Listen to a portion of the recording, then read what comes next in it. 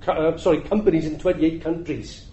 But Toyota runs what you call a just-in-time program, which means they have to know exactly how many component parts are needed, because they don't stock too many of them, and they immediately rush these component parts. In other words, it's dictated to centrally, planned out centrally, because that is the most efficient and effective way of doing it. They don't go into competition with Toyota down the road, or the body plant up the road, or the wheel arches down the road over here. They combine it and plan it. It sounds pretty obvious, but all I'm saying is they always talk about competition, when in reality they do not have competition within their plants and their industries. As soon as they leave the gates, then they go to this market, they don't even know what it is. They just, one section produces some produces something else, another produces, and suddenly you've got overproduction. They do not know what the limits of the market really is.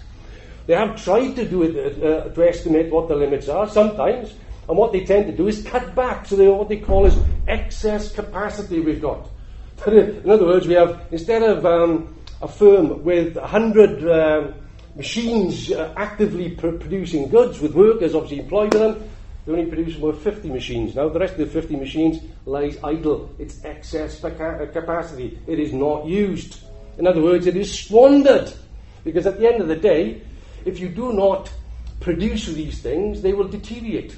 Obviously, it's factories deteriorate, machines deteriorate, raw materials deteriorate, things deteriorate if you just leave them.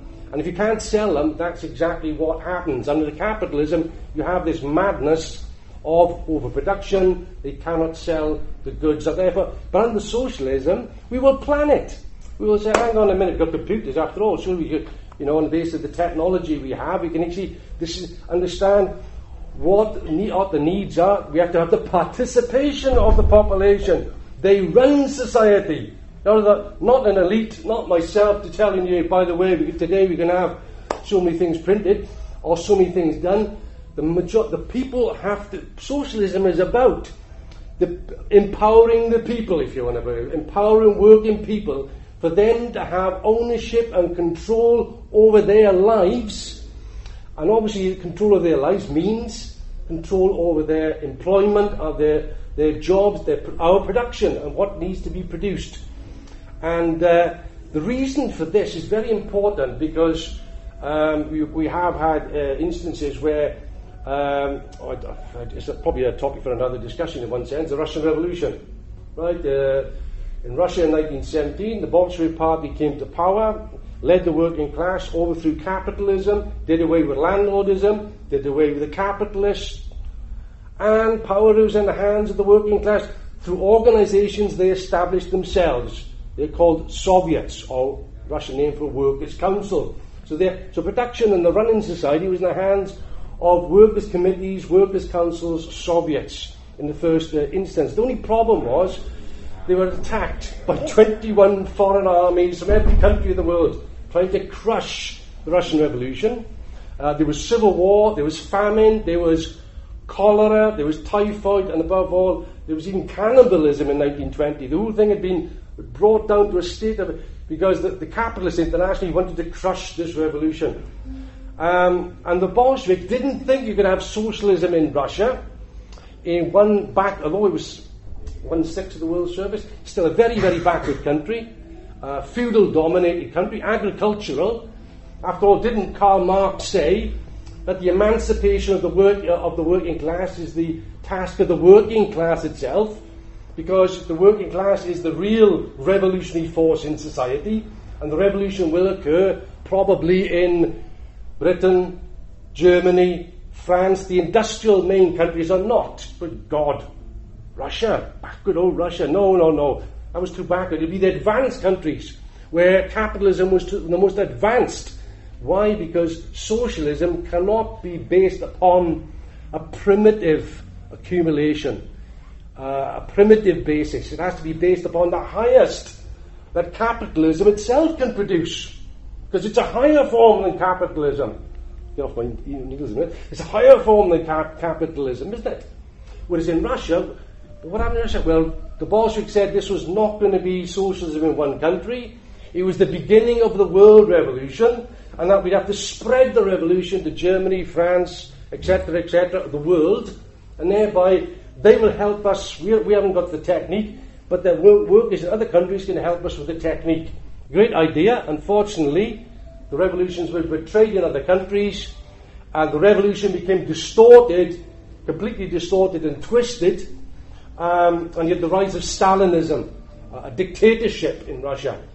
And although they nationalized the economy, they didn't have workers' control, they did not have workers' democracy, which is essential, because without workers' democracy you cannot plan properly society. You have bureaucrats controlling society. And that's not socialism whatsoever. It must be the working class itself control society and works out exactly at the plan of production, etc., etc. That requires democracy, and that's what the Bolsheviks wanted. They wanted democracy, but as they were attacked and overthrown, but then you had Stalinism, workers' democracy was eliminated, and that's why you had the fall, the collapse, really, of Stalinism, these regimes, because you cannot have a nationalized economy working without workers' democracy. There's no way it can be done. Otherwise it will all seize up and collapse, which is exactly what happened. So what you have there is a bit of an idea that we have to take over the commanding heights of the economy. The working class has to have control and democracy. Democracy is an essential ingredient to socialism. It's not an add-on. Because we have to discuss, we have to debate, we have to criticize, and we have to participate in the discussion to see how we want things done, how things are going to be built, how things are going to be constructed. We have to have the involvement of the people, of working people. Now, some people think, working class people, they don't know nothing.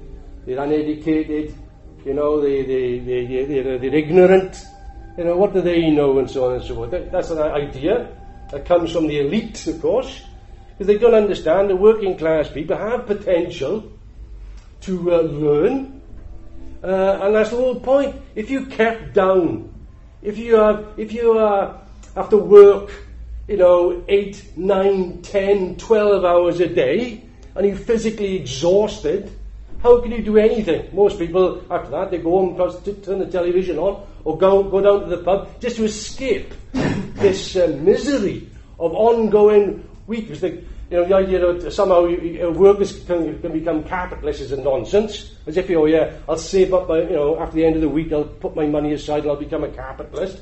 Most of the rich people in Britain never got rich by that. They got rich through inheritance. They inherited their wealth. That's where it comes from in reality.